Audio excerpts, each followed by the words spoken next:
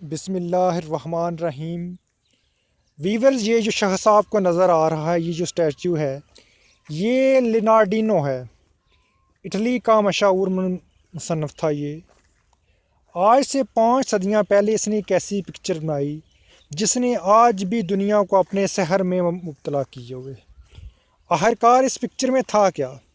یہ جو آپ کے سامنے اسکرین کے اوپر چل رہی ہے پکچر، یہ ایک عورت کی پکچر ہے۔ یوں تو آپ نے بڑی پکچر دیکھی ہوں گی، اور آخرکار اس تصویر میں کیا تھا کہ آج بھی دنیا اس کے اوپر حیران ہے اور اس کے لیے خودکشیاں ہو رہی ہیں۔ وجہ کیا تھی؟ ناظرین، یہ اٹلی کے مصنف نے آج سے 5 صدیاں پہلے یہ پکچر بنائی تھی، اور یہ پکچر بنانے ہی کا اس کا کمال تھا۔ اس نے یہ پکچر بنا کے اس عورت کو تو شہرت دی، لیکن خود بھی شہرت کی بلندی کو چھوا۔ یہ مشہور لیڈی مونا لیزا ہے، جس کا ذکر آپ نے اکثر ہسٹری کی کتابوں کے اندر سنا ہوگا، پڑھا ہوگا آپ نے۔ اس پکچر کو بنانے والا بڑا کمال تھا اس نے یہ پکچر اس طرح بنائی ہے کہ اس کی دو چہرے کی دونوں سائڈوں کو آپ غور سے دیکھیں۔ ایک سائڈ سے یہ مسکراتی ہوئی نظر آتی ہے، اور دوسری سائڈ سے یہ اداس ہے، غمگین ہے۔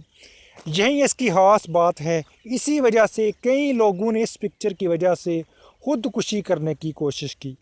1910 میں ایک شخص نے اس پکچر کے سامنے کھڑے ہو کے خود کو پستول کے ساتھ گولی مارنے کی کوشش کی، اور جب اس کو پکڑ کے جیل میں ڈالا گیا تو اس سے وجہ پوچھی گئی۔ اس نے بولا کہ مجھے یہ جو عورت کی پکچر ہے مونا لیزا کی، اس سے عشق ہے۔ آپ اندازہ لگائیں گے کہ اس پکچر کے ساتھ عشق، اور یہ بنانے والے کا کمال تھا کہ یہ بالکل ایسے فیل ہوتی ہے دیکھنے میں کہ اس میں کوئی روح ہے، یہ کوئی زیرو چیز ہے۔ اور آج بھی یہ فرانس کا جو میوزیم ہے اس کے اندر یہ چیز جو ہے، یہ پکچر موجود ہے۔ اس کو ہر سال لاکھوں سیاح، تقریباً 60 لاکھ سالانہ جو لوگ ہیں اس کو دیکھنے کے لیے آتے ہیں، اور صرف 15 سیکنڈ تک اس کو دیکھ سکتے ہیں آپ۔ اس سے زیادہ اس پکچر کو آپ نہیں دیکھ سکتے، کیونکہ رش بہت زیادہ ہوتا ہے۔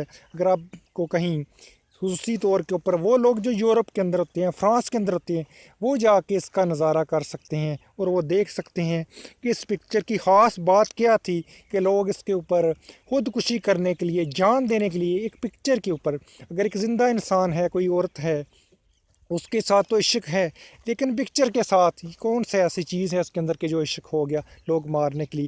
اور اس سے پہلے بھی ایک شخص 1852 کی بات ہے، اس نے خودکشی کر لی تھی، اور پھر جب اس کے کمرے سے ایک لکھی ہوئی تحریر ملی تو اس نے یہی لکھا تھا کہ مجھے اس عورت سے عشق ہے، اور آج یہ اس دنیا میں موجود نہیں، اور اس نے خود کو اپنے آپ کو ختم کر لیا۔ اس کے علاوہ اور بھی کئی ایسے واقعات ہسٹری کے اندر ہوئے جو اس پکچر کی وجہ سے ہوئے۔